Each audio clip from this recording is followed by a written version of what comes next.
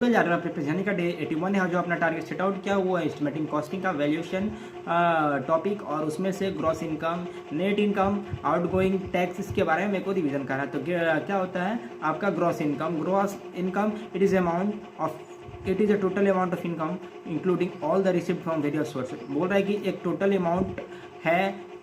Amount है जो कि डिफरेंट सोर्स के इनकम के द्वारा मेरे को मिलता है, उसको हम बोलते हैं ग्रॉस इनकम। जैसे कि आपका जो डिफरेंट सोर्स से मिलेगा उसमें से आ जाएगा आपका मेंटेनेंस एंड रिपेयरिंग का कॉस्ट, टैक्स का कॉस्ट, सिंकिंग फंड का कॉस्ट, इंश्योरेंस का कॉस्ट और जो भी आपका रेंट आया है, लॉस ऑफ रेंट हुआ है, वो सब आपका ग्रॉस इनकम में आ जाएगा। ठीक है, तो नेट इनकम कैसे निकालते हैं? नेट इनकम निकालते हैं ग्रॉस इनकम माइनस आउटगोइंग जो होगा, नेट इनकम इक्वल टू होगा ग्रॉस इनकम माइनस आउटगोइंग को करेंगे तो नेट इनकम मिल जाएगा। ठीक है, तो आउटगोइंग क्या है कि the expense that are required to be the insured that order to maintain the revenue of structure in term as outgoing. बोल रहे हैं कि एक ऐसा टाइप का एक्सपेंस जो कि आपको रिक्वायर्ड है, किसके लिए रिक्वायर्ड है?